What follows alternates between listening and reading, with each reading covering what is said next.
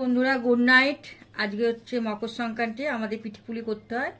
এই যে আমি পিঠে বানাচ্ছি, দুধ পুলি করব। পুলি রেডি, এইবার দুধ পুলি বানাবো। এই যে দুধটা হয়ে এসেছে, এই যে দুধ। এবার পাটালিগুলো দিয়ে দেবো এর মধ্যে। এই যে পাটালিগুলো দিয়ে দিচ্ছি।